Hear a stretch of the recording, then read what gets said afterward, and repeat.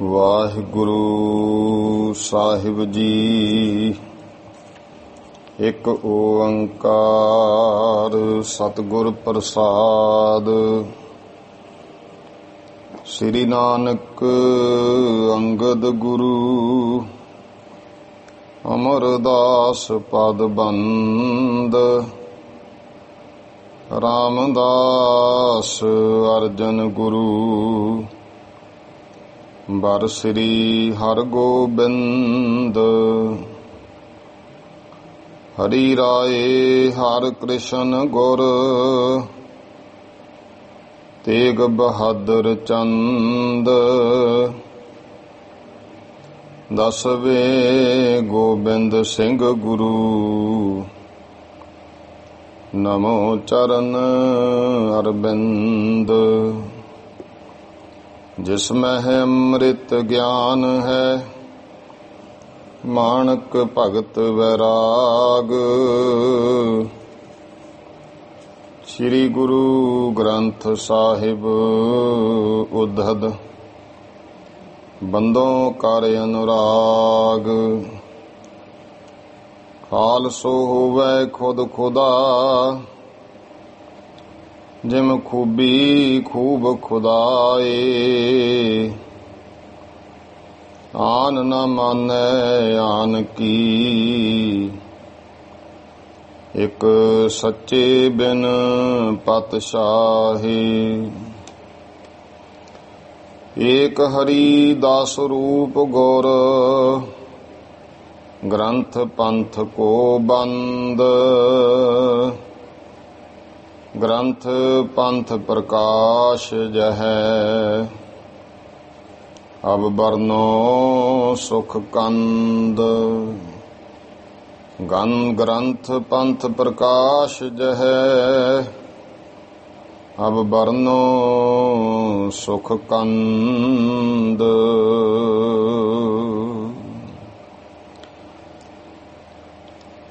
ਵਾਹਿਗੁਰੂ ਜੀ ਕਾ ਖਾਲਸਾ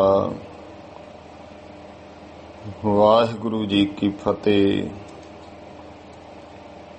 ਗਰੀਬ ਨਵਾਜ ਚਵਰ ਤਖਤ ਦੇ ਮਾਲਕ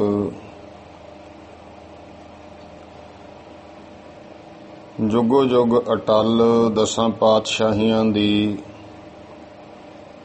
ਆਤਮਿਕ ਜੋਤ। ਧੰਨ ਧੰਨ ਸ੍ਰੀ ਗੁਰੂ ਗ੍ਰੰਥ ਸਾਹਿਬ ਸੱਚੇ ਪਾਤਸ਼ਾਹ ਜੀ। ਸਤਿਗੁਰੂ ਜੀ ਦੀ ਅਤੀ ਅਪਾਰ ਕਿਰਪਾ ਰਹਿਮਤ।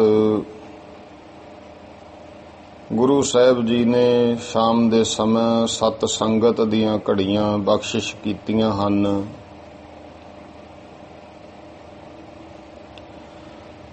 ਗਰੀਬ ਨਵਾਜ ਪਾਤਸ਼ਾਹ ਗੁਰੂ ਮਹਾਰਾਜ ਦੀ ਕਿਰਪਾ ਸਦਕਾ ਜੋ ਕੋਈ ਦਿਨਾਂ ਤੋਂ ਆਪਾਂ ਸ੍ਰੀ ਗੁਰੂ ਪੰਥ ਪ੍ਰਕਾਸ਼ ਜੋ ਗਿਆਨੀ ਗਿਆਨ ਸਿੰਘ ਜੀ ਦੇ ਰਚਿਤ ਤੇ ਮਹਾਨ ਇਤਿਹਾਸਕ ਗ੍ਰੰਥ ਹੈ, ਇਸ ਦੀ ਲੜੀਵਾਰ ਜੋ ਕਥਾ ਹੈ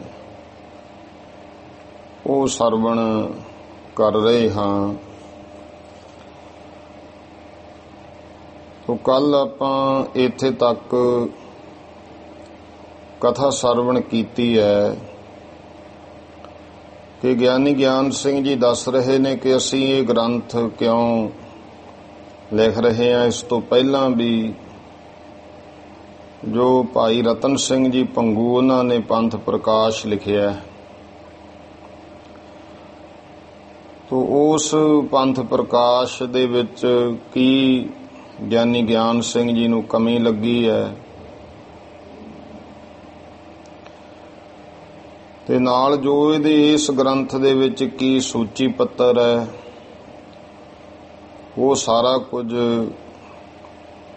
ਗਿਆਨੀ ਗਿਆਨ ਸਿੰਘ ਜੀ ਨੇ ਦੱਸਿਆ। ਭਾਈ ਅਸੀਂ ਕਹਿਣਾ ਕੀ ਚਾਹੁੰਦੇ ਹਾਂ, ਔਰ ਜੋ ਭਾਈ ਰਤਨ ਸਿੰਘ ਜੀ ਦਾ ਲਿਖਿਆ ਹੋਇਆ ਪੰਥ ਪ੍ਰਕਾਸ਼ ਹੈ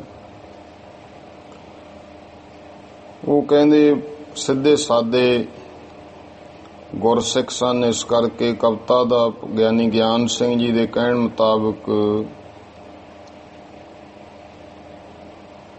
ਭਾਈ ਰਤਨ ਸਿੰਘ ਜੀ ਨੂੰ ਉਤਨਾ ਰੀਤੀ ਮਰਿਆਦਾ ਦਾ ਨਹੀਂ ਸੀ ਪਤਾ। ਇਸ ਕਰਕੇ ਰਤਨ ਸਿੰਘ ਜੋ ਗਾਥ ਬਣਾਈ ਤਿਸ ਮੈਂ ਕਰਿਓ ਪੱਖ ਅਧਿਕਾਈ। ਕੁਝ ਇਹਨਾਂ ਨੂੰ ਲੱਗਿਆ ਕਿ ਉਹਨਾਂ ਨੇ ਪੱਖ ਦੀ ਗੱਲ ਕੀਤੀ ਹੈ। ਇਸ ਭਾਵਨਾ ਤਹਿਤ ਤੇ ਉਹ ਸਮਾਂ ਫਿਰ ਗਿਆਨੀ ਗਿਆਨ ਸਿੰਘ ਜੀ ਦੱਸਦੇ ਨੇ ਕਿ ਭਾਈ ਰਤਨ ਸਿੰਘ ਜੀ ਨੇ ਜੋ ਇਤਿਹਾਸਕ ਸਾਖੀਆਂ ਨੇ ਉਹ ਬਹੁਤ ਉਹਨਾਂ ਸਮਿਆਂ ਦੇ ਵਿੱਚ ਰਤਨ ਸਿੰਘ ਜੇ ਹਿਤ ਰਚਿਓ ਗ੍ਰੰਥ ਪੰਥ ਪ੍ਰਕਾਸ਼ ਸੋ ਹੇਤੂ ਅਬ ਕਹਿਤ ਹੋ ਸੁਨੋ ਸਰੋਤਾ ਖਾਸ। ਇੱਥੋਂ ਗੱਲ ਸ਼ੁਰੂ ਅੱਗੇ ਕਰਦੇ ਨੇ ਕਿਉਂਕਿ ਗ੍ਰੰਥ ਪੰਥ ਪ੍ਰਕਾਸ਼ ਰਤਨ ਸਿੰਘ ਕੀਨ ਜੋ ਸਾਖੀ ਅਦਕ ਬਟੋਰੀ ਪਾਵਨ ਪੀਨ ਜੋ ਸੋ ਹਮ ਤਿਸ ਕਾ ਧਰ ਕਰ ਉਰ ਉਪਕਾਰ ਵਰ ਹੋ ਗ੍ਰੰਥ ਰਚਨ ਹੈ ਨਯੋ ਤਾਹੇ ਜੋਹਾਰ ਕਰ। ਕਹਿੰਦੇ ਮੈਂ ਭਾਈ ਰਤਨ ਸਿੰਘ ਜੀ ਦਾ ਹਿਰਦੇ ਦੇ ਵਿੱਚ ਇਹ ਪਰਉਪਕਾਰ ਜਾਣ ਕਰਕੇ ਇਹ ਸਤਿਕਾਰ ਜਾਣ ਕਰਕੇ ਇਹ ਗੁਰਮੁਖੋ ਮੈਂ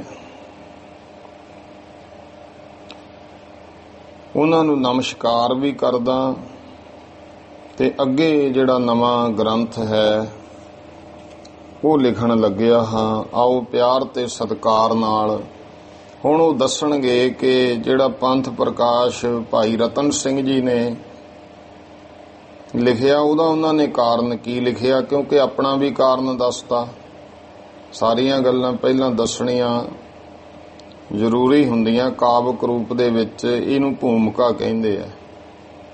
ਜਿੰਨਾ ਸਮਾਂ ਆਪਾਂ ਕਿਸੇ ਗ੍ਰੰਥ ਦੀ ਭੂਮਿਕਾ ਨਹੀਂ ਪੜ੍ਹਦੇ ਆਪਾਂ ਨੂੰ ਗ੍ਰੰਥ ਦੀ ਸਮਝ ਨਹੀਂ ਆ ਸਕਦੀ।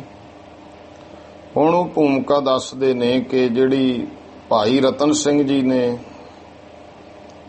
ਆਪਣੇ ਲਿਖੇ ਹੋਏ ਪੰਥ ਪ੍ਰਕਾਸ਼ ਦੀ ਬਣਾ ਦੱਸੀ ਹੈ, ਉਹ ਸਾਰੀ ਗੱਲ ਅੱਗੇ ਆ ਰਹੀ ਹੈ। ਆਓ ਪਿਆਰ ਤੇ ਸਤਿਕਾਰ ਦੇ ਨਾਲ ਅੱਗੇ ਕਥਾ ਸਰਵਣ ਕਰੀਏ ਜੀ। ਸਤਨਾਮ ਸ੍ਰੀ ਵਾਹਿਗੁਰੂ ਸਾਹਿਬ ਜੀ।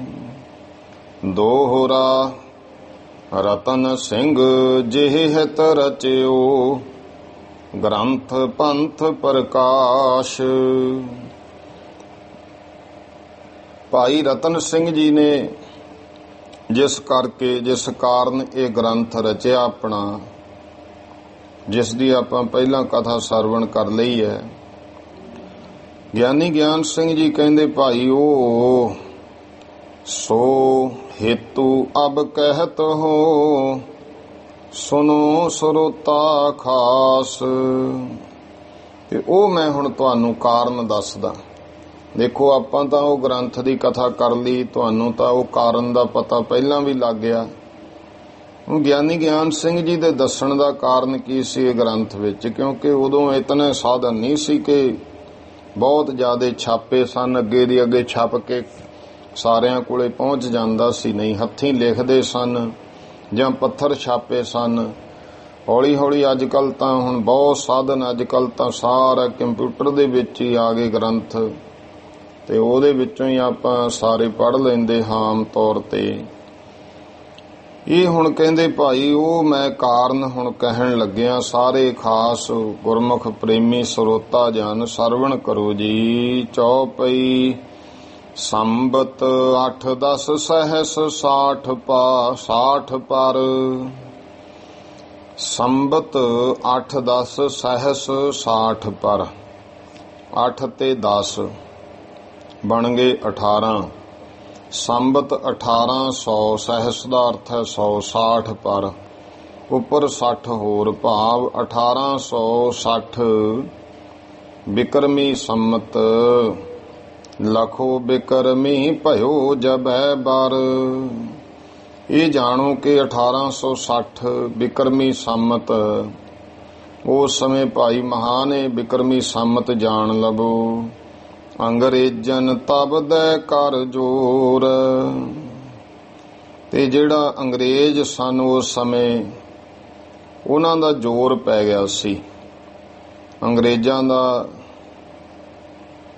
ਜਿਹੜਾ ਹੈ ਉਹ ਬਹੁਤ ਉਸ ਸਮੇਂ ਹਿੰਦੁਸਤਾਨ ਦੇ ਵਿੱਚ ਕਾਫੀ ਆਪਣਾ ਘਰ ਕਰ ਚੁੱਕੇ ਸਨ। ਕਰੇ ਜੰਗ ਮਰਹੱਟਿਓਂ ਸਨ ਘੋਰ। ਜਿਨ੍ਹਾਂ ਨੇ ਮਰਹੱਟਿਆਂ ਦੇ ਨਾਲ ਬੜੇ ਭਿਆਨਕ ਅੰਗਰੇਜ਼ਾਂ ਨੇ ਉਸ ਸਮੇਂ ਜੰਗ ਕੀਤੇ। ਫਰਾਂਸੀਸ ਇਤ ਇੱਕ ਹੁਤੋ ਫਰੰਗੀ। ਤੇ ਉਸ ਸਮੇਂ ਦਾ ਹੈ ਕਿ ਮਰਹੱਟਿਆਂ ਦੇ ਨਾਲ ਇਹ ਗੱਲ ਕਿੱਥੋਂ ਆਈ, ਅੰਗਰੇਜ਼ਾਂ ਕੋਲੇ ਰਾਜ ਕਿਵੇਂ ਆ, ਆਪਾਂ ਭਾਈ ਰਤਨ ਸਿੰਘ ਜੀ ਦਾ ਸੁਣਿਆ। ਉਹ ਗੱਲ ਹੀ ਸਾਰੀ ਇੱਥੇ ਗਿਆਨੀ ਗਿਆਨ ਸਿੰਘ ਜੀ ਦੱਸ ਰਹੇ ਆ ਕਿ ਇਹ ਭਾਈ ਰਤਨ ਸਿੰਘ ਜੀ ਨੇ ਆਪਣੇ ਗ੍ਰੰਥ ਵਿੱਚ ਆਹ ਗੱਲ ਦੱਸੀ ਹੈ। ਉਹ ਗੱਲ ਦੱਸਦੇ ਹਨ ਕਿ ਫਰਾਂਸੀਸੀ ਇੱਕ ਫਰੰਗੀ ਸੀ। ਫਰਾਂਸੀਸੀ ਉਹਦਾ ਨਾਮ ਦੱਸਦੇ ਪੀਰਨ ਸਾਹਿਬ ਨਾਮ ਦੁਰੰਗੀ। ਪੀਰਨ ਸਾਹਿਬ, ਪੀਰੂ ਸਾਹਿਬ ਵੀ ਕਹਿੰਦੇ ਸੀ। ਭਾਈ ਰਤਨ ਸਿੰਘ ਜੀ ਦੇ ਗੁਰਮੁਖੋ ਦਾ ਨਾਮ ਪੀਰੂ ਲਿਖਿਆ ਹੈ। ਦੁਰੰਗੀ ਨਾਮ ਹੈ ਜਿਹੜਾ ਦੋਹੇ ਪਾਸੇ ਮੇਲ ਮਿਲਾਪ ਰੱਖਦਾ ਹੋਵੇ। ਮਰਹੱਟਿਆਂ ਨਾਲ ਵੀ ਉਹਦਾ ਮੇਲ ਮਿਲਾਪ ਸੀ, ਅੰਗਰੇਜ਼ਾਂ ਦੇ ਨਾਲ ਵੀ ਉਹਦਾ ਮੇਲ ਮਿਲਾਪ ਸੀ। ਮਰਹੱਟਿਓਂ ਕਾ ਵਹਿ ਸਿਪਹਿ ਸਲਾਰ। ਤੇ ਮਰਹੱਟਿਆਂ ਦਾ ਉਹ ਸਿਪਹਿ ਸਲਾਰ ਸੀ, ਭਾਵ ਜਿਹੜੇ ਮਰਹੱਟੇ ਸਨ ਉਹਨਾਂ ਦੇ ਨਾਲ ਉਹ ਨੌਕਰੀ ਕਰਦਾ ਸੀ। ਦੇਖੋ ਪਹਿਲਾਂ ਉਸ ਫਰਾਂਸੀਸੀ ਪੀਰੂ ਨੇ ਜਿਹੜੀ ਹੈ ਮਰਹੱਟਿਆਂ ਕੋਲੇ ਨੌਕਰੀ ਕੀਤੀ। ਫਿਰ ਉਹ ਜਦੋਂ ਆਪਣੇ ਦੇਸ਼ ਗਿਆ, ਸਾਰੀ ਗੱਲ ਗਿਆਨੀ ਭਾਈ ਰਤਨ ਸਿੰਘ ਜੀ ਵਾਲੇ ਗ੍ਰੰਥ ਵਿੱਚ ਵੀ ਆ ਗਈ। ਫਿਰ ਉਹ ਆਪਣੇ ਭਾਣਜੇ ਨੂੰ ਦੇ ਗਿਆ ਸੀ, ਜਿਹੜੀ ਫੌਜ ਦੀ ਟੁਕੜੀ ਸੀ।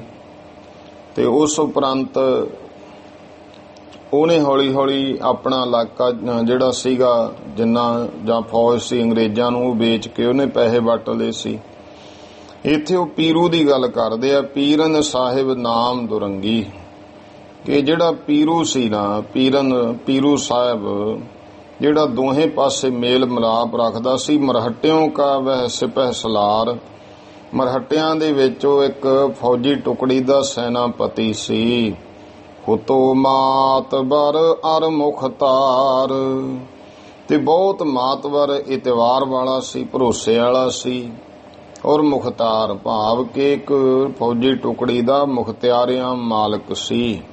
ਨਿਮਕ ਹਰਾਮ ਅਦਕ ਵਹਿ ਭਇਓ।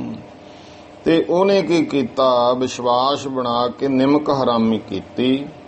ਉਹ ਬਹੁਤ ਨਿਮਕ ਹਰਾਮ ਹੋ ਗਿਆ। ਸਾਥ ਅੰਗਰੇਜ਼ਨ ਕੇ ਮਿਲ ਗਇਓ। ਤੇ ਉਹ ਅੰਗਰੇਜ਼ਾਂ ਦੇ ਨਾਲ ਮਿਲ ਗਿਆ। ਅੰਗਰੇਜ਼ਾਂ ਦੇ ਨਾਲ ਉਹਨੇ ਸਾਂਢ ਗਾਂਢ ਕਰ ਲਈ। ਅੰਗਰੇਜ਼ਨ ਤੇ ਲੈ ਬਹੁ ਦਾਮ। ਉਸ ਨੇ ਅੰਗਰੇਜ਼ਾਂ ਤੋਂ, ਜਾਂ ਇਹ ਜਿਹੜਾ ਹੈ ਫਰਾਂਸੀਸੀ ਫਰੰਗੀ, ਉਹਨੇ ਅੰਗਰੇਜ਼ਾਂ ਦੇ ਕੋਲੋਂ ਬਹੁਤ ਪੈਸੇ ਲੈ ਲਏ, ਮਾਇਆ ਲੈ ਲਈ। ਗਇਓ ਛੋੜ ਤਬ ਹੀ ਸੰਗਰਾਮ। ਤੇ ਉਹ ਜੰਗ ਜਿਹੜਾ ਸੀ, ਇਹ ਸਭ ਕੁਝ ਛੱਡ ਕੇ ਇੱਥੋਂ ਚਲਿਆ ਗਿਆ। ਕਮਰ ਮਰਹੱਟਿਓਂ ਕੀ ਵਹਿ ਤੋਰ। ਉਹ ਪੀਰੂ ਕੀ ਗਿਆ, ਭਾਵ ਅੰਗਰੇਜ਼ਾਂ ਨਾਲ ਸਾਂਢ ਗਾਂਢ ਕਰਕੇ ਉਸਨੇ ਆਪਣੀ ਜਿਹੜੀ ਫੌਜ ਟੁਕੜੀ ਸੀ, ਆਪਣਾ ਇਲਾਕਾ ਸੀ, ਆਗਰੇ ਵਾਲਾ ਪਾਸਾ, ਦਿੱਲੀ ਤੋਂ ਪਰਲਾ ਪਾਸਾ, ਉਹ ਸਾਰਾ ਅੰਗਰੇਜ਼ਾਂ ਦੇ ਅਧੀਨ ਕਰਵਾਤਾ। ਆਗਰੇ ਅੰਗਰੇਜ਼ਾਂ ਨੇ ਮੁੱਖ, ਕਿਉਂਕਿ ਪਹਿਲਾਂ ਇਹ ਕਲਕੱਤੇ ਸਨ, ਕਲਕੱਤਿਓਂ ਆਗਰੇ, ਆਗਰਿਓਂ ਦਿੱਲੀ, ਦਿੱਲੀੋਂ ਫਿਰ ਸਾਰੇ ਹੌਲੀ ਹੌਲੀ ਜਗ੍ਹਾ ਤੇ ਫਿਰ ਇਹ ਲੁਧਿਆਣੇ ਛਾਉਣੀ ਆਈ। ਕਿਵੇਂ ਦੇਖੋ ਇਹਨਾਂ ਨੇ ਕਬਜ਼ਾ ਕੀਤਾ। ਉਹ ਉਸ ਪਾਸਾ ਜਿਹੜਾ ਸੀ ਵੇਚ ਗਿਆ। ਤੇ ਵੇਚ ਕੀ ਦਿੱਤਾ, ਮਰਹੱਟਿਆਂ ਦਾ ਲੱਕ ਤੋੜ ਦਿੱਤਾ ਉਸਨੇ। ਕਿਉਂਕਿ ਅੰਗਰੇਜ਼ਾਂ ਦੇ ਕੋਲੇ ਜਿਹੜੇ ਅੰਗਰੇਜ਼ ਸਨ, ਆਪਾਂ ਗੱਲ ਕੀਤੀ, ਇਹਨਾਂ ਨੇ ਪਹਿਲਾਂ ਆ ਕੇ ਸਾਰਾ ਕੰਮ ਕੀ ਕੀਤਾ, ਅੰਗਰੇਜ਼ਾਂ ਨੇ ਆ ਕੇ ਈਸਟ ਇੰਡੀਆ ਕੰਪਨੀ ਜਿਹੜੀ ਸੀ, ਇਹਨੇ ਕਰਜ਼ੇ ਦੇਣੇ ਸ਼ੁਰੂ ਕੀਤੇ ਸੀ। ਜਿੰਨੀਆਂ ਆਪਣੇ ਰਿਆਸਤਾਂ ਸਨ ਨਾ, ਉਹ ਉਹਨਾਂ ਨੂੰ ਬਹੁਤ ਕਰਜ਼ੇ ਦਿੱਤੇ। ਦੇਖਣਾ ਜਿਹਨੂੰ ਲੋੜ ਆ ਉਹਨੂੰ ਕਰਜ਼ਾ ਦੇਣਾ ਸ਼ੁਰੂ ਕੀਤਾ, ਤੇ ਨਾਲ ਕੀ ਕਰਨਾ, ਕੋਈ ਨਾ ਕੋਈ ਅੰਗਰੇਜ਼ਾਂ ਨੇ ਉੱਥੇ ਬਗਾਵਤ ਕਰਾ ਦੇਣੀ, ਜੰਗ ਜੁੰਗ ਛੇੜ ਦੇਣੀ, ਤੇ ਖਰਚਾ ਬਹੁਤਾ ਹੋ ਜਾਣਾ। ਜਦੋਂ ਨਾ ਕਰਜ਼ਾ ਮੋੜ ਹੋਣਾ ਫਿਰ ਇਹਨਾਂ ਨੇ ਏਰੀਆ ਲਿਖਵਾ ਲੈਣਾ। ਆਮ ਤੌਰ ਤੇ ਜਿਵੇਂ ਇਵੇਂ ਆਮ ਆਪਾਂ ਵੇਖਦੇ ਹਾਂ ਸਮਾਜ ਵਿੱਚ, ਇਹ ਕਰਜ਼ਾ ਦੇਤਾ, ਜ਼ਮੀਨ ਲਿਖਾ ਲਈ ਜਾਂ ਕੋਈ ਥਾਂ ਲਿਖਾ ਲਿਆ, ਹੌਲੀ ਹੌਲੀ ਨਾ ਮੋੜ ਹੋਇਆ, ਕਬਜ਼ੇ 'ਚ ਕਰ ਲਿਆ। ਅੰਗਰੇਜ਼ਾਂ ਨੇ ਇਸ ਤਰ੍ਹਾਂ ਕੀਤਾ। ਫਿਰ ਉਹ ਜਿਹੜੀਆਂ ਛੋਟੀਆਂ ਰਿਆਸਤਾਂ ਸੀ ਉਹ ਲਿਖਵਾ ਲਈਆਂ, ਪੈਸੇ ਦੇ ਦੇਣੇ, ਤੇ ਨਾਲ ਉਹਨਾਂ ਜਿੰਨੇ ਦਗੇਬਾਜੀ, ਆਪਾਂ ਅਜੇ ਤਾਂ ਕਹਿੰਦੇ ਆ ਵੀ ਅੰਗਰੇਜ਼, ਆਮ ਹੁਣ ਦੁਨੀਆ ਕਹਿੰਦੀ ਹੈ ਜੀ ਅੰਗਰੇਜ਼ ਆ ਜਿਹੜੇ ਬੜੇ ਨਿਆਂਕਾਰੀ ਹੈ ਬਹੁਤ, ਆ ਜਿੰਨਾ ਹਿਸਟਰੀ ਪੜ੍ਹ ਲਓ, ਜਿੰਨੀ ਦਗੇਬਾਜੀ ਅੰਗਰੇਜ਼ਾਂ ਨੇ ਕੀਤੀ ਹੈ ਇੱਥੇ, ਇਹ ਕੋਈ ਘੱਟ ਨਹੀਂ ਹਨ। ਉਹ ਠੀਕ ਹੈ ਵੀ ਉਹ ਜਿਹੜੇ ਹੁਣ ਗਾਹਾਂ ਆਏ, ਆ ਜਿਹੜੇ ਹੁਣ ਆ ਗਏ ਧੋਤੀ ਮਹਿਕਮਾ, ਇਹ ਉਹਨਾਂ ਦੇ ਵੀ ਪਿਓ ਦੇ ਪਿਓ ਨਿਕਲੇ। ਇਸ ਕਰਕੇ ਹੁਣ ਆਪਾਂ ਨੂੰ ਲੱਗਦਾ ਵੀ ਉਹਦੇ ਨਾਲੋਂ ਤਾਂ ਅੰਗਰੇਜ਼ ਚੰਗੇ ਸੀ। ਆਪਾਂ ਕਹਿ ਦਿੰਦੇ ਹਾਂ ਇਵੇਂ ਲੀਡਰਾਂ 'ਚ ਹੁੰਦਾ। ਹੁਣ ਜਿਵੇਂ ਕੋਈ ਹੋਵੇ ਵੱਡਾ ਹੁੰਦਾ, ਉਹਦਾ ਗਾਹਾਂ ਪੁੱਤ ਸਾਂਭ ਲੈਂਦਾ ਗੱਦੀ, ਫਿਰ ਪਤਾ ਕਿ ਲੋਕ ਕਹਿੰਦੇ ਇਹਨਾਂ ਨਾਲੋਂ ਇਹਦਾ ਪਿਓ ਚੰਗਾ ਸੀ। ਪਰ ਪਿਓ ਨੂੰ ਕਿਹੜਾ ਹਾਰ ਪੈਂਦੇ ਸੀ, ਉਹਨੂੰ ਵੀ ਗਾਲਾਂ ਹੀ ਕੱਢੀਆਂ। ਇਸ ਕਰਕੇ ਜਦੋਂ ਮਹਾਰਾਜਾ ਰਣਜੀਤ ਸਿੰਘ ਦਾ ਰਾਜ ਸੀ ਨਾ, ਉਦੋਂ ਬਥੇਰੇ ਮਹਾਰਾਜੇ ਨੂੰ ਵੀ ਮਾੜਾ ਕਹੀ ਗਏ ਆ। ਤੇ ਇਸ ਤਰ੍ਹਾਂ ਭਾਵੇਂ ਕਿ ਇਹ ਸਮਾਜ ਇਹੋ ਜਿਹਾ ਹੀ ਹੈ, ਉਹ ਫਿਰ ਦੁਨੀਆ ਕਹਿੰਦੀ ਹੈ ਚੱਲ ਉਹਦੇ ਨਾਲੋਂ ਚੰਗਾ ਸੀ। ਅੰਗਰੇਜ਼ਾਂ ਨੇ ਕੋਈ ਘੱਟ ਨਹੀਂ, ਜਿੰਨੇ ਸਿੱਖ ਰਾਜ ਜਿੰਨਾ ਵਾ ਇਹਨਾਂ ਨੇ ਕੋਈ ਜੰਗ ਕਰ, ਅੰਗਰੇਜ਼ਾਂ ਨੇ ਜੰਗ ਤਾਂ ਕੀਤਾ ਹੀ ਕੋਈ ਨਹੀਂ ਹੈ। ਜਿੰਨਾ ਰਾਜ ਲਿਆ ਧੋਖੇ ਨਾਲ ਲਿਆ। ਹਿੰਦੁਸਤਾਨ ਵਿੱਚ ਠੱਗੀ ਠੋਰੀ ਕੀਤੀ, ਧੋਖਾ ਕੀਤਾ। ਮਹਾਰਾਜਾ ਰਣਜੀਤ ਸਿੰਘ ਨਾਲ ਥੋੜਾ ਧੋਖਾ ਕੀਤਾ। ਮਹਾਰਾਜਾ ਦਲੀਪ ਸਿੰਘ ਨੂੰ ਛੋਟੇ ਜਿਹੇ ਹੁੰਦੇ ਨੂੰ 5 ਸਾਲ ਦੇ ਨੂੰ ਗੱਦੀ ਤੇ ਬਿਠਾਤਾ, ਤੇ ਨਾਲ ਲਿਖਤ ਕਰਵਾ ਲਈ ਕਿ ਜਿੰਨਾ ਸਮਾਂ ਬਾਲਗ ਨਹੀਂ ਹੋ ਜਾਂਦਾ ਉਹਨਾਂ ਸਮਾਂ ਇਹ ਸਾਡੇ ਅਧੀਨ ਰਹੂਗਾ। ਤੇ ਮਹਾਰਾਣੀ ਜਿੰਦ ਕੌਰ ਉਹ ਸਮਝਾਉਂਦੀ ਸੀ, ਉਹਨੂੰ ਚੱਕ ਕੇ ਜੇਲ੍ਹ 'ਚ ਦੇਤਾ। ਫਿਰ ਉਹਨਾਂ ਨੇ ਦੇਖਿਆ ਕਿ ਜਦੋਂ ਬਾਲਗ 18 ਸਾਲ ਦਾ ਹੋਊ, ਰਾਜ ਤਾਂ ਇਹਨੇ ਸਾਂਭ ਲੈਣਾ। ਇੱਥੋਂ ਫਿਰ ਲੈ ਗਏ ਫਰਾਂਸਪੁਰ, ਲੈ ਗਏ ਮਹਾਰਾਜਾ ਦਲੀਪ ਸਿੰਘ ਨੂੰ, ਉੱਥੇ ਈਸਾਈ ਬਣਾਤਾ, ਉਹਦੇ ਕੇਸ ਕਟਾਤੇ। ਉਹ ਸਮਾਂ ਐਸਾ ਆਇਆ, ਹੌਲੀ ਹੌਲੀ ਦੇਖੋ ਮਹਾਰਾਜਾ ਦਲੀਪ ਸਿੰਘ ਦੇ ਉਹ ਹਾਲ ਕਰਤਾ। ਭਾਵੇਂ ਕਲਕੱਤੇ ਮਿਲਿਆ ਮਹਾਰਾਜਾ ਦਲੀਪ ਸਿੰਘ ਆਪਣੀ ਮਾਂ ਮਹਾਰਾਣੀ ਜਿੰਦ ਕੌਰ ਨੂੰ, ਦੁਆਰੇ ਉਹਨੇ, ਉਹ ਤਾਂ ਅੰਨੀ ਹੋ ਗਈ ਸੀ ਵਿਚਾਰੀ, ਦੀਂਦਾ ਤਾਂ ਹੈ ਨਹੀਂ ਸੀ, ਉਹਨੂੰ ਦੱਸਿਆ ਵੀ ਤੇਰਾ ਪੁੱਤ ਆਇਆ। 17 ਸਾਲ ਦਾ ਸੀ ਜਦੋਂ ਆਇਆ, 5 ਸਾਲ ਦਾ ਹੀ ਜਦੋਂ ਉਹਦੇ ਕੋਲੋਂ ਲੈ ਗਏ, 12 ਸਾਲਾਂ ਬਾਅਦ ਮਿਲਿਆ ਸੀ। ਤੇ ਉਹਨੂੰ ਦੀਂਦਾ ਕੋਈ ਨਹੀਂ ਸੀ। ਉਹਨੇ ਜਦੋਂ ਸਿਰ ਤੇ ਹੱਥ ਫੇਰਿਆ ਉੱਥੇ ਜੂੜਾ ਨਾ, ਉਹ ਕਹਿੰਦੀ ਨਹੀਂ ਇਹ ਮੇਰਾ ਪੁੱਤ ਨਹੀਂ ਹੈ, ਮੇਰੇ ਤਾਂ ਪੁੱਤ ਦੇ ਸਿਰ ਤੇ ਜੂੜਾ ਸੀ। ਮਹਾਰਾਣੀ ਜਿੰਦ ਕੌਰ ਕਹਿੰਦੀ, ਉਹਦਾ 10ਵੇਂ ਪਾਤਸ਼ਾਹ ਸਿੱਖ, ਉਹਨੂੰ ਕੀ ਪਤਾ ਇਹ ਈਸਾਈ ਬਣਾਤਾ ਇਹਨਾਂ ਨੇ। ਤੇ ਗੁਰਮੁਖੋ ਐਸਾ ਹਾਲਤ ਹੋਈ। ਫਿਰ ਉੱਥੇ ਮਹਾਰਾਜੇ ਦੇ ਮਨ ਤੇ ਸੱਟ ਲੱਗੀ, ਤੇ ਇਹਨੇ ਕਿਹਾ ਮਾਤਾ ਵੀ ਹੈ ਤਾਂ ਮੈਂ ਦਲੀਪ ਹੀ, ਪਰ ਮੈਂ ਹੁਣ ਵਾਅਦਾ ਕਰਦਾ ਮੈਂ ਕੇਸ ਰੱਖੂੰਗਾ। ਦੁਆਰੇ ਕੇਸ ਰੱਖੇ ਸੀ ਮਹਾਰਾਜਾ ਦਲੀਪ ਸਿੰਘ ਨੇ। ਫਿਰ ਇੱਥੋਂ ਲੈ ਗਏ ਅੰਗਰੇਜ਼। ਉਹ ਬਹੁਤ ਸਮਾਂ ਇੱਥੇ ਪਾਬੰਦੀ ਲਾਤੀ, ਹਿੰਦੁਸਤਾਨ 'ਚ ਆ ਨਹੀਂ ਸਕਦਾ, ਬਾਰਡਰ ਤੇ ਬੈਠਾ ਰਿਹਾ। ਬਹੁਤ ਉਹਨੇ ਚਿੱਠੀਆਂ ਲਿਖੀਆਂ ਪੰਜਾਬ ਦੇ ਸਿੱਖਾਂ ਨੂੰ, ਪੰਜਾਬ ਦੇ ਲੋਕਾਂ ਨੂੰ, ਕਿਹਾ ਪੰਜਾਬ ਦੇ ਲੋਕੋ ਮੈਂ ਰਾਜ ਤਾਂ ਤੁਹਾਡਾ ਵਾਪਸ ਲੈ ਲੂੰ, ਪਰ ਮੇਰੇ ਕੋਲੇ ਪੈਸਾ ਹੈ ਨਹੀਂ ਕੋਈ। ਉਹਨੇ ਮੰਗ ਮੰਗੀ ਸੀ ਕਿ ਸਾਰੇ ਪੰਜਾਬੀ ਮੈਨੂੰ, ਮਹਾਰਾਜਾ ਰਣਜੀਤ ਸਿੰਘ ਦਾ ਜਿੰਨੇ ਏਰੀਏ 'ਚ ਰਾਜ ਸੀ ਉਹ ਸਾਰਿਆਂ ਨੂੰ ਕਿਹਾ ਸੀ, ਭਾਵੇਂ ਇੱਥੇ ਕੋਈ ਮੁਸਲਮਾਨ ਵਸਦਾ ਸੀ, ਭਾਵੇਂ ਹਿੰਦੂ, ਭਾਵੇਂ ਕੋਈ ਸਿੱਖ ਹੈ, ਸਾਰੇ ਮੈਨੂੰ 1-1 ਰੁਪਈਆ ਦਿਓ।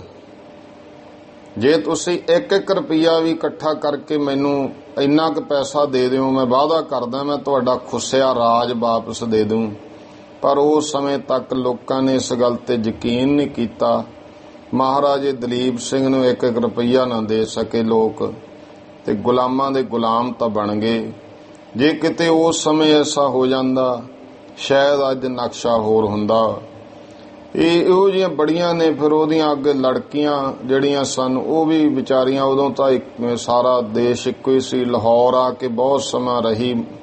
ਜਿਹੜੀ ਸੀ ਮਹਾਰਾਣੀ ਬੰਬਾ ਸੀ, ਉਹ ਦਲੀਪ ਸਿੰਘ ਦੀ ਪੁੱਤਰੀ, ਉਹਨੇ ਬੜਾ ਇਤਿਹਾਸ ਇੱਥੇ ਇਕੱਠਾ ਕੀਤਾ। ਉਹ ਵੀ ਇੱਥੇ ਹੀ ਚੜ੍ਹਾਈ ਕਰ ਗਈ ਲਾਹੌਰ ਦੇ ਵਿੱਚ, ਵਾਪਸ ਨਹੀਂ ਗਈ ਆਪਣੇ ਦੇਸ਼। ਬੜੀਆਂ ਲੰਮੀਆਂ ਇਹ ਕਥਾਵਾਂ ਨੇ।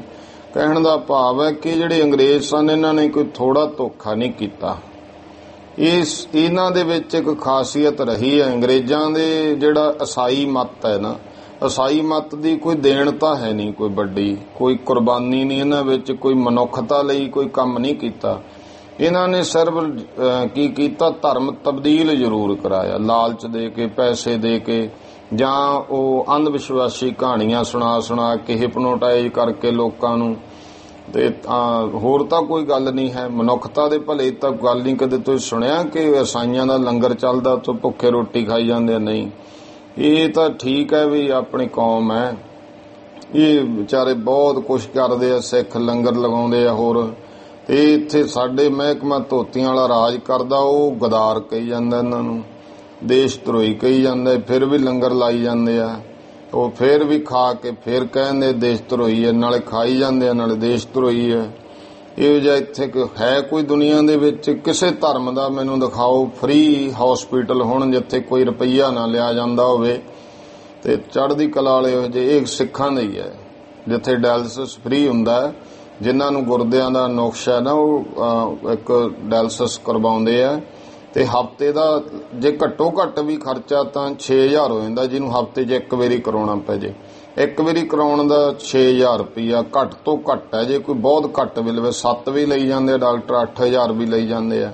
ਕਈਆਂ ਨੂੰ ਹਫ਼ਤੇ 'ਚ 2 ਵਾਰੀ ਕਰਾਉਣਾ ਪੈਂਦਾ ਤੇ ਕਈਆਂ ਨੂੰ ਭਾਈ ਚਲੋ ਮਹੀਨੇ 'ਚ ਵੀ 4 ਵਾਰੀ, ਕਿਸੇ ਨੂੰ 3 ਵਾਰੀ, ਇਸ ਤਰ੍ਹਾਂ 3-4 ਵਾਰ ਤਾਂ ਕਰਾਉਣਾ ਹੀ ਪੈਂਦਾ ਹੈ। ਤੇ ਦਿੱਲੀ ਦੇ ਵਿੱਚ ਸਿੱਖਾਂ ਨੇ ਖੋਲਿਆ ਹਸਪੀਟਲ, ਬਾਬਾ ਹਰਬੰਸ ਸਿੰਘ ਜੀ ਕਾਰ ਸੇਵਾ ਵਾਲਿਆਂ ਦੀ ਸੰਪਰਦਾ ਦੇ ਅੱਗੇ, ਤੇ ਉਹਨਾਂ ਨੇ ਮਹਾਰਾਜ ਸ੍ਰੀ ਗੁਰੂ ਹਰਕ੍ਰਿਸ਼ਨ ਮਹਾਰਾਜ ਦੇ ਨਾਮ ਤੇ, ਜਿੱਥੇ ਉਹਨਾਂ ਨੇ ਕੈਸ਼ ਕਾਊਂਟਰ ਹੀ ਨਹੀਂ ਬਣਾਇਆ, ਰੁਪਈਆ ਹੀ ਨਹੀਂ, ਕੋਈ ਪਰਚੀ ਨਹੀਂ ਹੈ ਉੱਥੇ, ਹੈ ਹੀ ਨਹੀਂ ਕਿੱਥੇ ਪੈਸਾ ਦੇਣਾ, ਤੇ ਵਧੀਆ ਡਾਕਟਰ ਨੇ। ਪਰ ਇਹ ਗੱਲ ਹੈ ਕਿ ਇਹ ਠੀਕ ਹੈ, ਜਿਹੜਾ ਕੌਮ ਹੈ ਸਰਬੱਤ ਦਾ ਭਲਾ ਮੰਗਣ ਵਾਲੀ ਹੈ। ਉੱਥੇ ਹੁਣ ਉਹ ਲੋਕ ਵੀ ਜਾਣਗੇ ਬਥੇਰੇ ਇਸ ਤਰ੍ਹਾਂ ਦੇ। ਕੱਲ ਨੂੰ ਕੋਈ ਗੱਲ ਹੋਈ ਸਿੱਖਾਂ ਤੇ, ਉਹਨਾਂ ਨੇ ਵਿਰੋਧ 'ਚ ਵੀ ਖੜਨਾ ਹੈ ਤੇ ਦੇਸ਼ ਧਰੋਹੀ ਵੀ ਕਹਿਣਾ ਹੈ। ਇਹ ਖਾਲਸਾ ਪੰਥ ਦੀ ਚਲੋ ਇਹ ਸੇਵਾ ਵੀ ਹੈ, ਸੇਵਾ ਕੋਈ ਮਾੜੀ ਨਹੀਂ, ਮਹਾਰਾਜ ਕਿਰਪਾ ਕਰਦਾ, ਸੇਵਾ ਕਰਨ ਵਾਲਿਆਂ ਦੀ ਬਾਂਹ ਫੜਦਾ। ਰਹੋ ਵਿਚਾਰ। ਗੱਲ ਚੱਲੀ ਸੀ ਐਸਾ ਕਿ ਜਿਹੜੇ ਅੰਗਰੇਜ਼ ਨੇ ਨਾ, ਇਹਨਾਂ ਨੇ ਫਰੇਬ, ਧੋਖਾ, ਇਹੋ ਜਿਹਾ ਕੁਛ ਕਰਕੇ ਰਾਜ ਜਿਹੜਾ ਹੜੱਪਿਆ। ਤੇ ਉਹ ਸਮਾਂ ਆਇਆ ਜਿਹੜਾ ਪੀਰੂ ਸੀ ਅੰਗਰੇਜ਼ਾਂ ਨਾਲ ਮਿਲਿਆ ਕੀ ਮਰਹੱਟਿਆਂ ਦੀ, ਕਿਉਂਕਿ ਸੀ ਮਰਹੱਟਿਆਂ ਨਾਲ ਹੌਲੀ ਹੌਲੀ ਆਪਣਾ ਏਰੀਆ ਬਣਾ ਲਿਆ, ਵਧਾਉਂਦਾ ਗਿਆ। ਅੱਗੇ ਆਪਾਂ ਸੁਣਿਆ 1 ਤੋਂ 2 ਰੈਜੀਮੈਂਟਾਂ, 2 ਤੋਂ 4 ਬਣਾ ਲਈਆਂ, ਏਰੀਆ ਬਣਾ ਲਿਆ। ਤੇ ਅੰਗਰੇਜ਼ਾਂ ਨੂੰ ਉਹ ਆਪਣਾ ਇਲਾਕਾ ਵੇਚ ਗਿਆ। ਅੰਗਰੇਜ਼ਨ ਤੇ ਲੈ ਬਹੁਦਾਮ, ਗਇਓ ਛੋੜ ਤਬ ਹੀ ਸੰਗਰਾਮ। ਧਰਤੀ ਛੱਡ ਗਿਆ, ਭਾਵ ਆਪਣੇ ਦੇਸ਼ ਚਲਿਆ ਗਿਆ। ਕਮਰ ਮਰਹੱਟਿਓਂ ਕੀ ਵਹਿ ਤੋਰ, ਤੇ ਜਾਣੋ ਮਰਹੱਟਿਆਂ ਦੀ ਉਸਨੇ ਕਮਰ ਤੋੜ ਦਿੱਤੀ।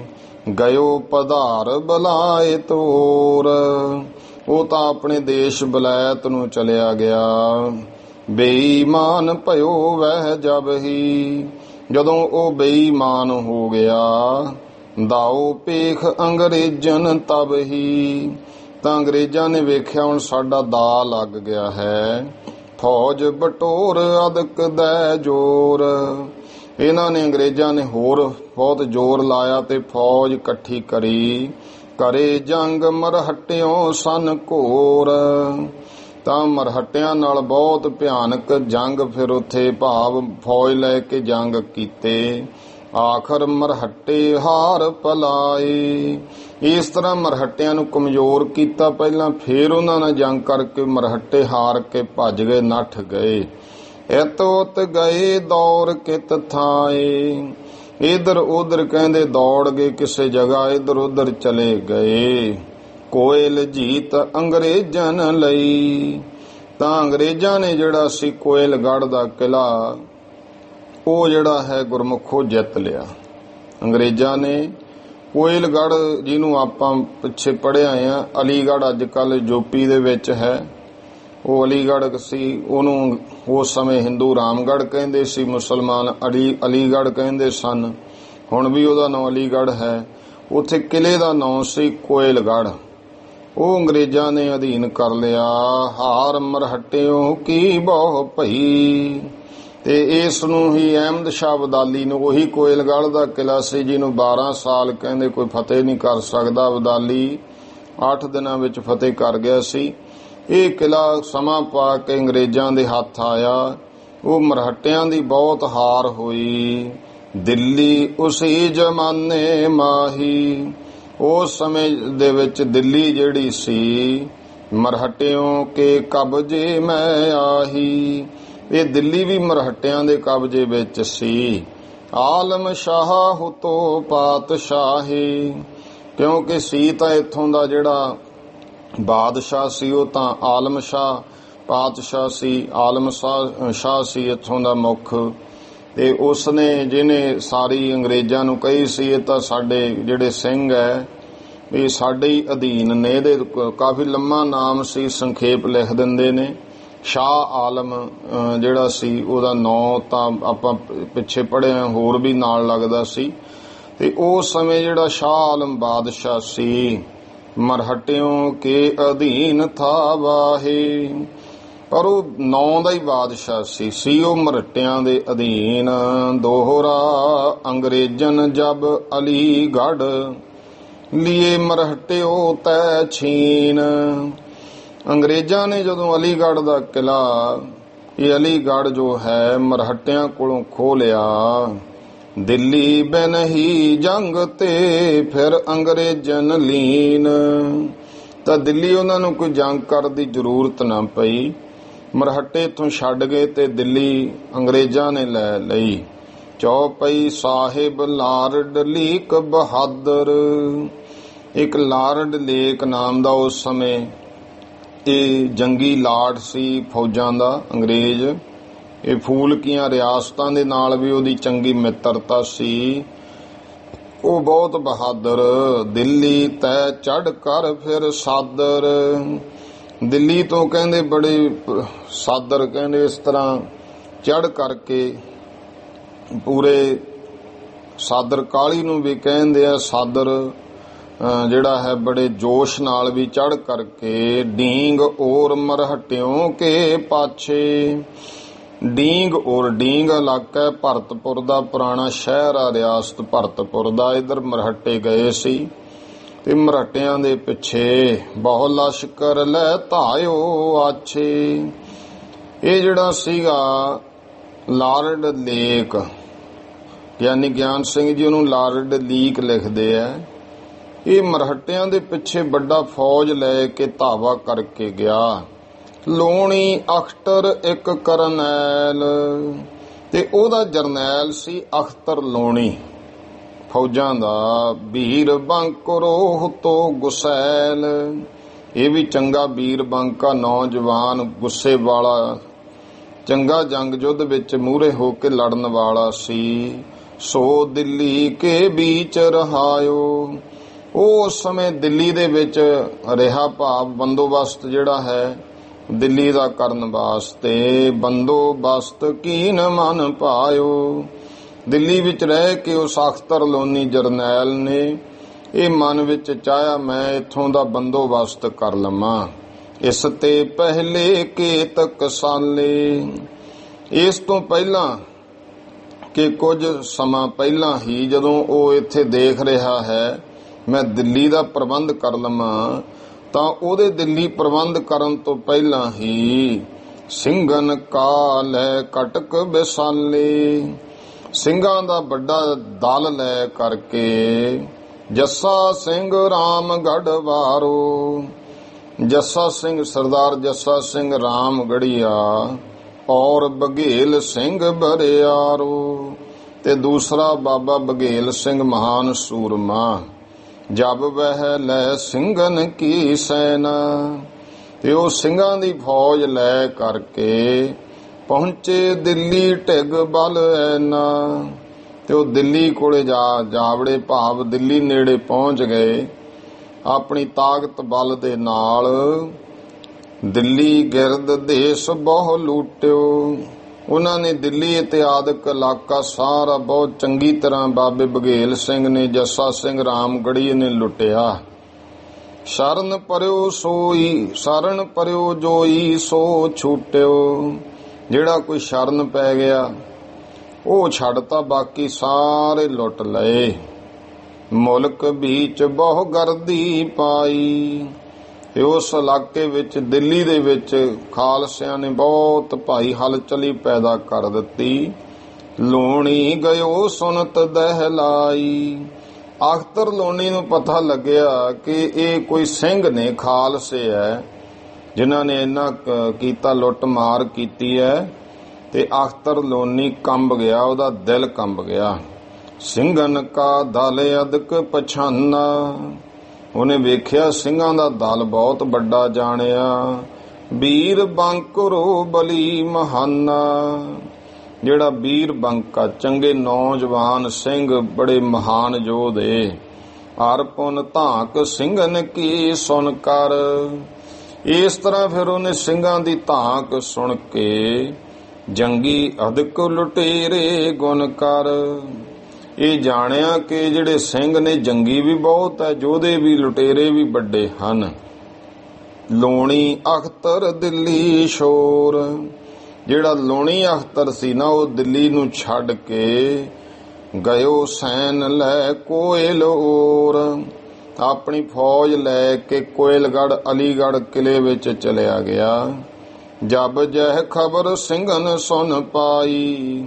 ਤੇ ਜਦੋਂ ਸਿੰਘਾਂ ਨੇ ਖਬਰ ਸੁਣੀ ਇਹ, ਧਸੇ ਦਿੱਲੀ ਮੈਂ ਧੌਂਸ ਬਜਾਈ। ਸਿੰਘ ਦਿੱਲੀ ਦੇ ਵਿੱਚ ਜਾ ਵੜੇ। ਉਦੋਂ ਪੁਰਾਣੀ ਦਿੱਲੀ ਸੀ, ਲਾਲ ਕਿਲੇ ਦਾ ਆਲਾ ਦੁਆਲਾ, ਤੇ ਜਾ ਵੜੇ ਅੰਦਰ ਸਿੰਘ ਧੌਂਸੇ ਨਗਾਰੇ ਵਜਾਉਂਦੇ ਹੋਏ। ਲੂਟ ਮਾਰ ਕਰ ਤੁਰ ਕੈ ਖੁਆਰੀ। ਲੁੱਟ ਮਾਰ ਕੀਤੀ, ਤੁਰਕ ਖੁਆਰ ਕੀਤੇ। ਮੁਗਲ ਮਹੱਲਾ ਦਇਓ ਉਜਾਰੀ। ਜਿਹੜਾ ਮੁਗਲਾਂ ਦਾ ਮਹੱਲਾ ਸੀ ਉਹ ਸਿੰਘਾਂ ਨੇ ਉਜਾੜ ਦਿੱਤਾ। ਸ਼ਾਹੀ ਅਮੀਰਨ ਮਿਲ ਕਰ ਸਭ ਹੀ। ਜਿੰਨੇ ਵੱਡੇ ਫਿਰ ਅਮੀਰ ਲੋਕ ਤੇ ਸ਼ਾਹੂਕਾਰ ਸਨ, ਸਾਰਿਆਂ ਨੇ ਮਿਲ ਕੇ ਮੇਲ ਕਰਿਓ ਸਿੰਘਨ ਸੋ ਤਬ ਹੀ। ਤਾਂ ਸਿੰਘਾਂ ਦੇ ਨਾਲ ਭਾਈ ਮੇਲ ਜੋਲ ਕਰ ਲਿਆ।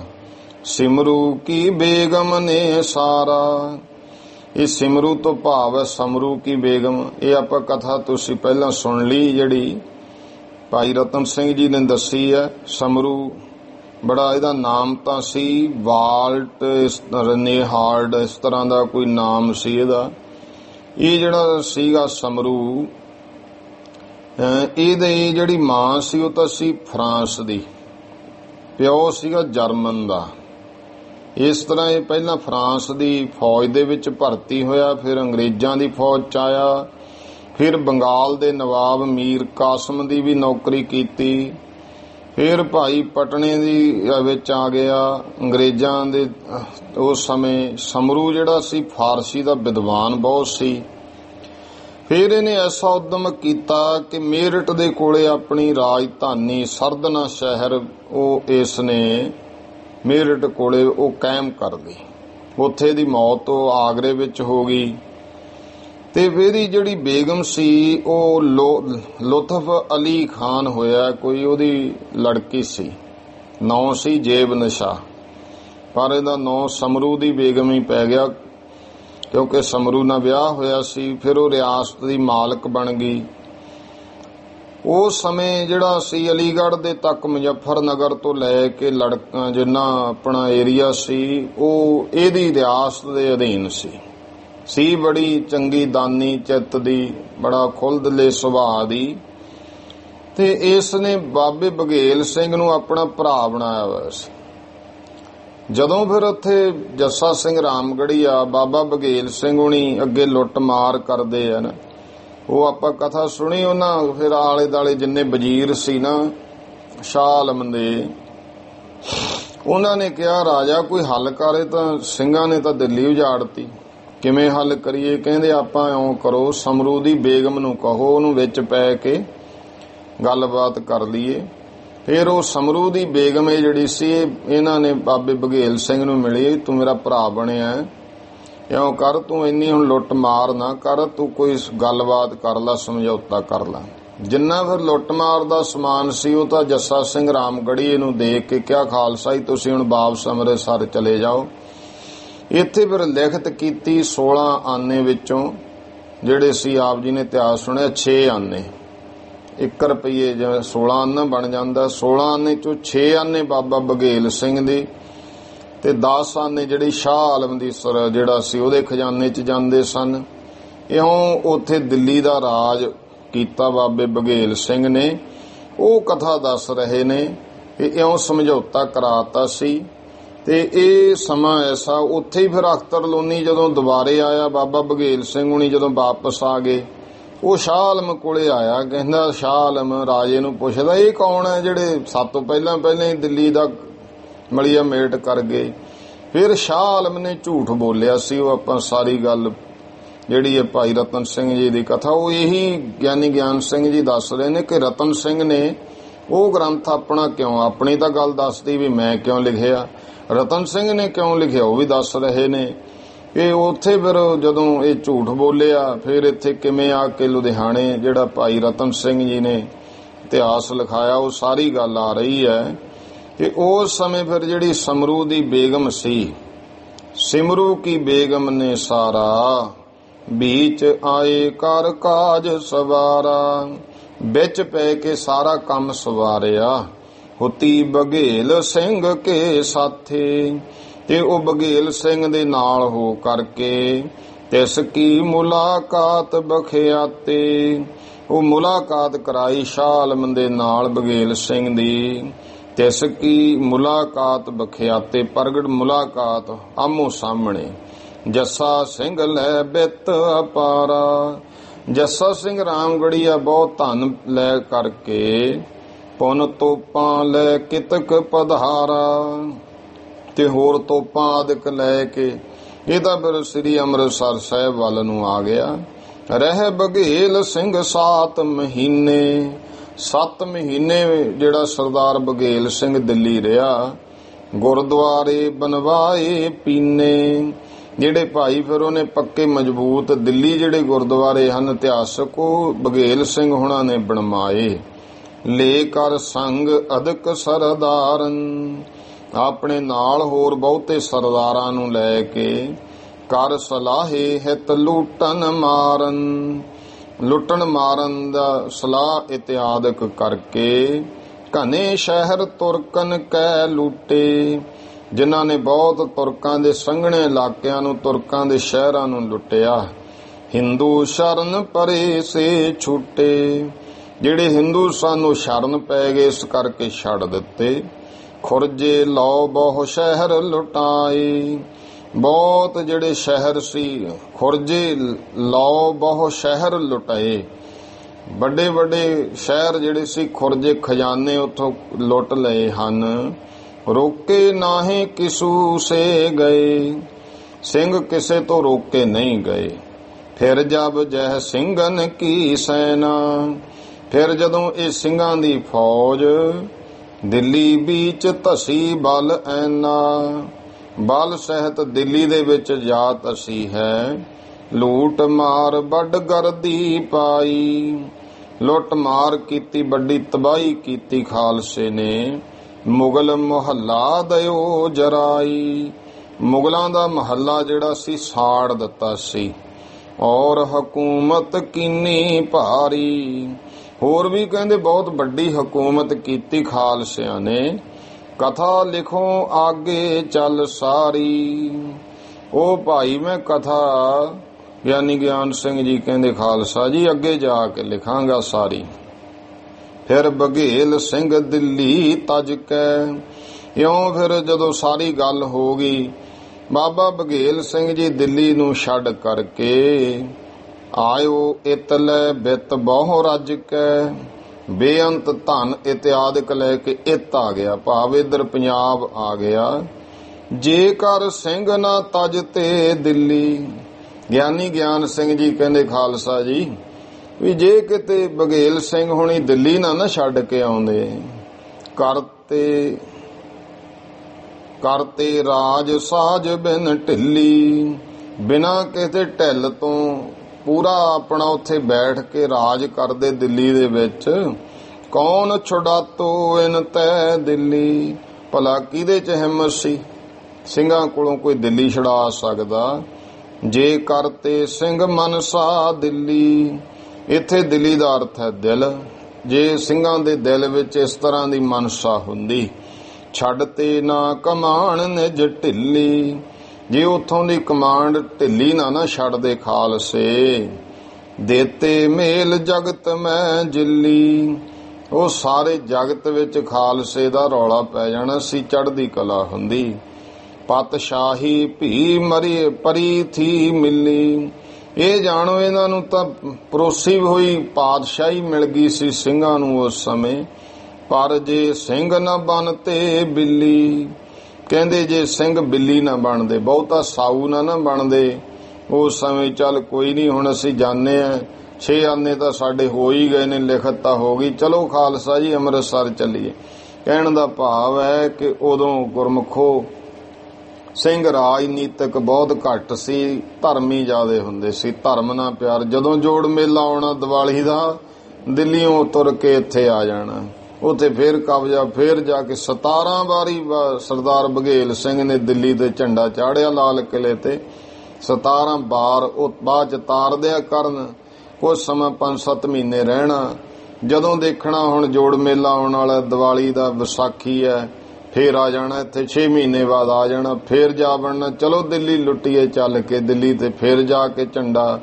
ਇਉਂ ਕਹਿੰਦੇ ਹੁੰਦੇ ਸੀ, ਜੇ ਕਿਸੇ ਨੇ ਕਹਿਣਾ ਬਾਬਾ ਜੀ ਉੱਥੇ ਹੀ ਰਹਿ ਕੇ ਰਾਜ ਕਰੋ ਤੁਸੀਂ, ਉਹ ਕਹਿਣਾ ਭਾਈ ਅੰਮ੍ਰਿਤਸਰ ਸ਼ਹਿਰ ਨੂੰ ਕਿਵੇਂ ਛੱਡ ਦਈਏ, ਅੰਮ੍ਰਿਤਸਰ ਨਹੀਂ ਛੱਡ ਸਕਦੇ, ਜੋੜ ਮੇਲਾ ਸਰਬੱਤ ਖਾਲਸਾ।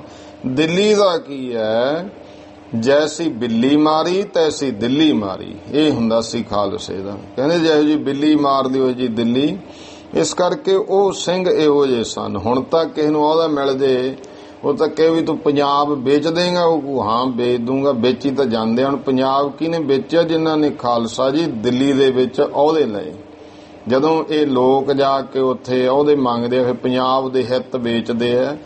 ਇਹ ਜਿਹੜਾ ਅੱਜ ਕੱਲ ਹੁਣ ਪਿੱਟੀ ਜਾਂਦੇ ਆ, ਸੂਬਿਆਂ ਦੇ ਅਧਿਕਾਰ ਆ ਜਿਹੜੇ ਜਿੰਨੇ ਸੀ, ਸੰਘੀ ਢਾਂਚਾ ਉਹ ਖਤਮ ਹੋ ਰਿਹਾ। ਸੰਘੀ ਢਾਂਚਾ ਕੀ ਹੈ? ਕਦੇ ਓਸ਼ੋ ਰਜਨੀਸ਼ ਨੂੰ ਪੜ੍ਹੋ, ਉਹ ਕਹਿੰਦਾ ਭਾਰਤ ਕੋਈ ਇੱਕ ਦੇਸ਼ ਨਹੀਂ ਹੈ, ਇਹ ਤਾਂ ਕਈ ਦੇਸ਼ਾਂ ਦਾ ਇੱਕ ਇਕੱਠ ਹੈ, ਕਈ ਦੇਸ਼ਾਂ ਦਾ ਸਮੂਹ ਹੈ, ਜਿਹਦੇ ਵਿੱਚੋਂ ਤੁਸੀਂ ਪੁਰਾਣੇ ਗ੍ਰੰਥਾਂ ਵਿੱਚ ਕਿਤੇ ਵੀ ਪੰਜਾਬ ਨੂੰ ਸੂਬਾ ਨਹੀਂ ਪੜ੍ਹੋਗੇ, ਪੰਜਾਬ ਦੇਸ਼ ਪੜ੍ਹੋਗੇ। ਮਦਰ ਦੇਸ਼, ਪੰਜਾਬ ਦੇਸ਼, ਇਹ ਤਾਂ ਦੇਸ਼ ਸਨ। ਇੱਕ ਦੇਸ਼ਾਂ ਦਾ ਜਿਵੇਂ ਆਪਾਂ ਕਹਿੰਦੇ ਸੰਘੀ ਢਾਂਚਾ ਬਣ ਜਾਂਦਾ ਤੇ ਉਹ ਸੰਘੀ ਢਾਂਚੇ ਦਾ ਕੋਈ ਮੁਖੀ ਬਣ ਜਾਂਦਾ। ਇਸ ਤਰ੍ਹਾਂ ਭਾਰਤ ਦਾ ਜਿਹੜਾ ਮੁਖੀ ਬਣਦਾ ਸੀ ਉਹ ਸੰਘੀ ਢਾਂਚੇ, ਭਾਵ ਕਿ ਕੁਝ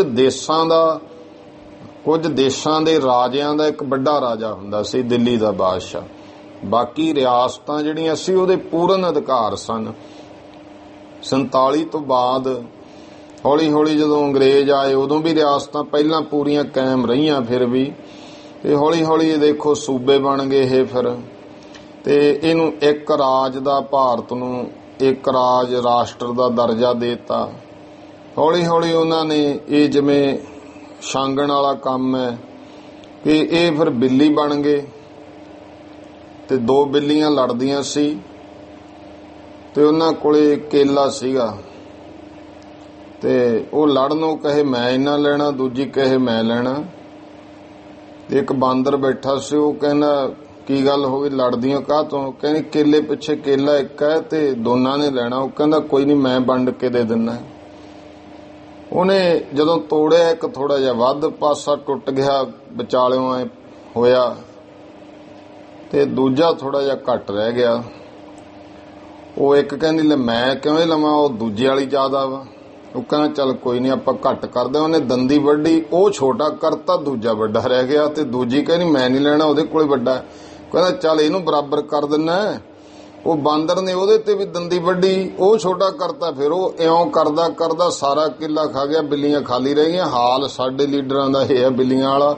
ਉਹ ਕੇਂਦਰ ਹੈ, ਉਹ ਕਹਿੰਦੇ ਅਸੀਂ ਆ ਲੈਣਾ, ਉਹ ਉਹਨਾਂ ਖਾਈ ਜਾਂਦੇ ਆ। ਇਹ ਸੰਘੀ ਢਾਂਚਾ ਜਿਹੜਾ ਆਨੰਦਪੁਰ ਸਾਹਿਬ ਦਾ ਮਤਾ ਸੀ ਨਾ, ਉਹ ਇਹੀ ਸੀ ਕਿ ਸੂਬਿਆਂ ਨੂੰ ਬਹੁਤੇ ਅਧਿਕਾਰ ਮਿਲਣਾ। ਹੁਣ ਸੂਬਿਆਂ ਦੇ ਅਧਿਕਾਰ ਖਤਮ ਹੋਈ ਜਾਂਦੇ ਆ, ਇਹਨਾਂ ਕੋਲੇ ਰਹਿਣਾ ਕੀ ਹੈ? ਤਾਂ ਐਵੇਂ ਇੱਕ ਕਾਗਜ਼ੀ ਮੁੱਖ ਮੰਤਰੀ ਆਉਣ ਵਾਲੇ, ਜਿਹੜਾ ਜੇ ਆਹੀ ਹਾਲਤ ਚੱਲਦੀ ਰਹੀ ਨਾ 20-50 ਸਾਲਾਂ 'ਚ, ਇਹ ਜਿਹੜੇ ਮੁੱਖ ਮੰਤਰੀ ਵਗੈਰਾ ਨੇ ਇੱਕ ਕਾਗਜ਼ ਦੇ ਰਬੜ ਦੀਆਂ ਮੋਹਰਾਂ ਰਹਿ ਜਾਣੀਆਂ, ਸਾਰੀ ਸ਼ਕਤੀ ਕੇਂਦਰ ਦੇ ਹੱਥ 'ਚ ਆ ਜਾਣੀ ਹੈ।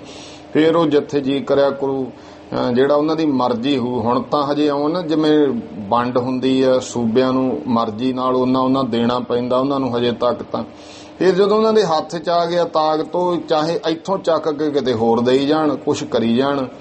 ਇਹ ਕਾਨੂੰਨ ਜਿਹੜੇ ਆ ਨਾ, ਇਹ ਬਣ ਰਹੇ ਆ। ਅਸਲ ਕਹਾਣੀ ਤਾਂ ਇਹ ਬੜੇ ਉਦੋਂ ਦੀ ਚੱਲੀ ਆਉਂਦੀ ਆ, ਕਦਮ ਦਰ ਕਦਮ, ਸਹਿਜ ਅੱਗੇ ਨੂੰ ਵਧੀ ਆਉਂਦੀ ਹੈ। ਤੇ ਰੋ ਵਿਚਾਰ ਉਸ ਸਮੇਂ ਵੀ ਜਿਹੜੇ ਸਿੰਘ ਸਨ, ਐਸੇ ਗਿਆਨੀ ਗਿਆਨ ਸਿੰਘ ਜੀ ਆਪਣੀ ਦਿਲ ਦੀ ਮਨਸਾ ਭਾਵਨਾ ਦੱਸਦੇ ਐ ਕਿ ਕੌਣ ਛਡਾਤੇ ਤੇ ਕਹਿੰਦੇ, ਜੇਕਰ ਉਸ ਸਮੇਂ ਜੇਕਰ ਸਿੰਘ ਨਾ ਤਜਤੇ ਦਿੱਲੀ, ਕਰਤੇ ਰਾਜ ਸਾਜ ਬਿਨ ਢਿੱਲੀ। ਕੌਣ ਛਡਾਤੇ ਅੰਤ ਦਿੱਲੀ, ਜੇਕਰ ਕਰਤੇ ਸਿੰਘ ਮਨਸਾ ਦਿੱਲੀ। ਜੇ ਮਨਸਾ ਦੀ ਕੌਣ ਛਡਾ ਲੈਂਦਾ, ਛੱਡਤੇ ਨਾ ਕਮਾਨ ਨਿਜ ਢਿੱਲੀ। ਜੇ ਆਪਣੀ ਕਮਾਨ ਨੂੰ ਢਿੱਲਾ ਨਾ ਛੱਡਦੇ, ਦੇਤੇ ਮੇਲ ਜਗਤ ਮੈਂ ਜਿੱਲੀ। ਸਾਰੇ ਜਗਤ ਵਿੱਚ ਡਾਂਕਾ ਖਾਲਸੇ ਦਾ ਵੱਜਦਾ, ਪਤਸ਼ਾਹੀ ਭੀ ਪਰੀ ਥੀ ਮਿਲੀ। ਇਹਨਾਂ ਨੂੰ ਪਤਸ਼ਾਹੀ ਵੀ ਪਈ ਹੋਈ ਮਿਲ ਗਈ। ਪਰ ਜੇ ਸਿੰਘ ਨਾ ਬਣਤੇ ਬਿੱਲੀ, ਪਰ ਜੇ ਸਿੰਘ ਬਿੱਲੀ ਨਾ ਬਣਦੇ। ਇਸ ਤਰ੍ਹਾਂ ਫਿਰ ਇਹ ਸਿੰਘ ਉਸ ਸਮੇਂ ਕਹਿੰਦੇ ਨਰਮ ਨਾ ਹੁੰਦੇ। ਕਿਉਂ ਚੁੱਕਤੇ ਅੰਗਰੇਜ਼ੀ ਚਿੱਲੀ। ਚਿੱਲੀ ਕਹਿੰਦੇ ਨੇ ਉਹ ਚੀਜ਼ ਕਿ ਊਠ ਦੇ ਉੱਤੇ ਲੱਦਿਆ ਹੋਇਆ ਪੱਠਿਆਂ ਦਾ ਭਾਰ, ਉਹਨੂੰ ਕਿਹਾ ਜਾਂਦਾ ਚਿੱਲੀ, ਊਠ ਦੇ ਉੱਤੇ ਲੱਦ ਲਈ। ਤੇ ਇਹਨੇ ਖਾਲਸੇ ਨੂੰ ਕਿਉਂ ਅੰਗਰੇਜ਼ਾਂ ਦੀ ਗੁਲਾਮੀ ਰੂਪੀ ਚਿੱਲੀ ਚੱਕਣੀ ਪੈਂਦੀ ਜੇ ਕਿਤੇ ਉਹ ਨਾ ਛੱਡ ਕੇ ਆਉਂਦੇ। ਕਿਉਂ ਚੁੱਕਤੇ ਅੰਗਰੇਜ਼ੀ ਚਿੱਲੀ। ਇਹ ਕੰਦਰ ਦਾ ਭਾਵਨਾ ਦਰਦ ਰੂਪ ਵਿੱਚ ਹੀ ਗਿਆਨੀ ਗਿਆਨ ਸਿੰਘ ਜੀ ਕਹਿੰਦੇ ਹਨ। ਕਿਉਂ ਠੁਕਵਾਤੇ ਗਰਦਨ ਕਿੱਲੀ।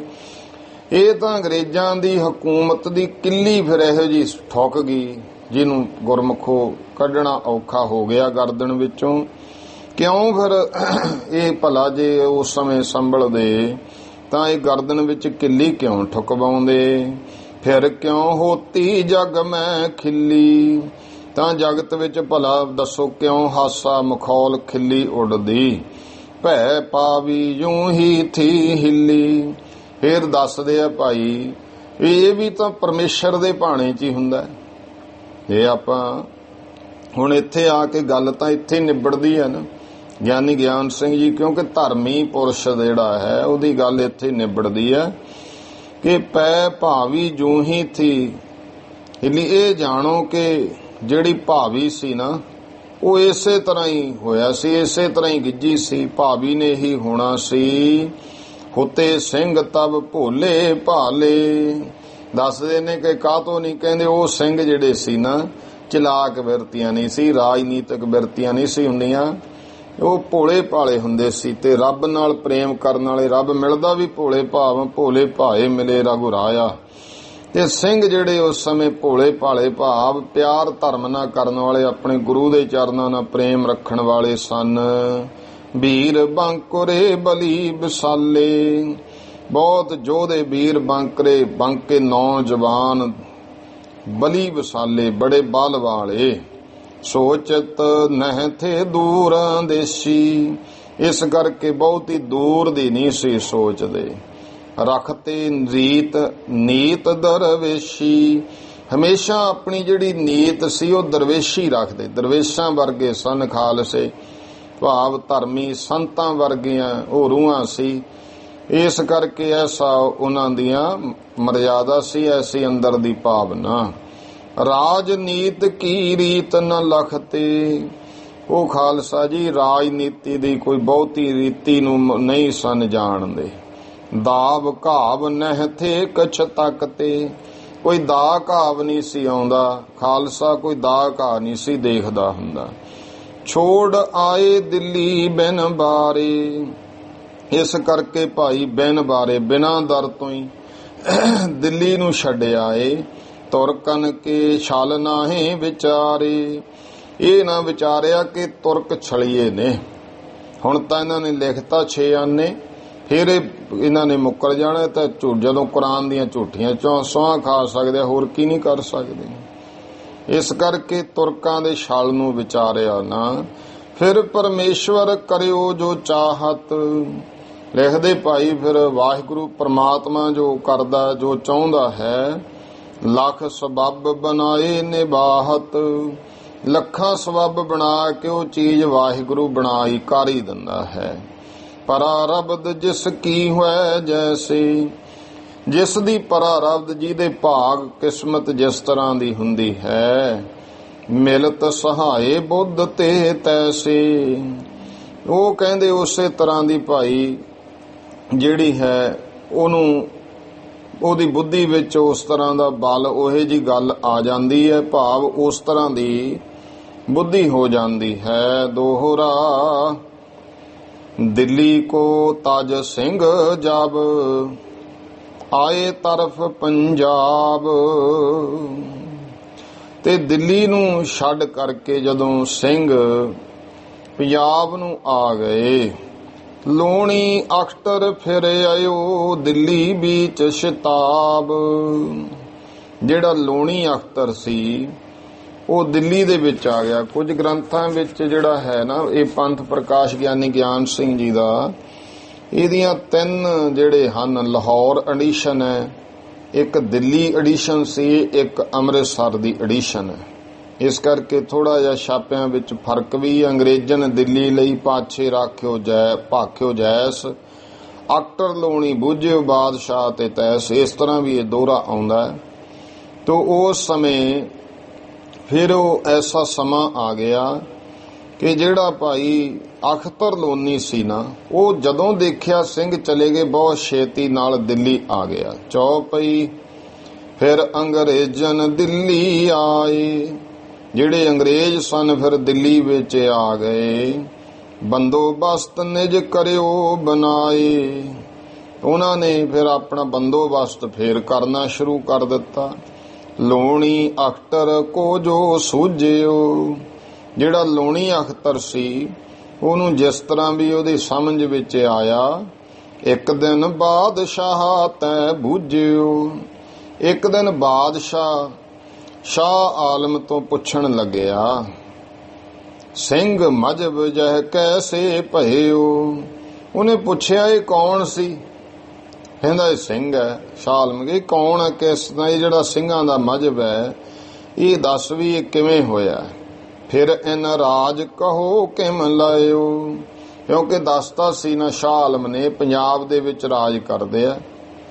ਕਹਿੰਦਾ ਇਹ ਦੱਸ ਇਹ ਜਿਹੜੇ ਸਿੰਘ ਨੇ ਕੌਣ? ਤਾਂ ਪਹਿਲਾਂ ਆ ਕੇ ਪੁੱਛੇ ਕੌਣ ਹੈ? ਕਹਿੰਦਾ ਇਹ ਖਾਲਸੇ ਹੈ। ਸ਼ਾਹ ਆਲਮ ਕਹਿੰਦਾ ਤੇ ਖਾਲਸੇ ਨੇ ਤਾਂ ਇਹ ਕਿੱਥੋਂ ਦੇ ਨੇ? ਇਹਨਾਂ ਦਾ ਪੰਜਾਬ ਦੇ ਵਿੱਚ ਰਾਜ ਹੈ।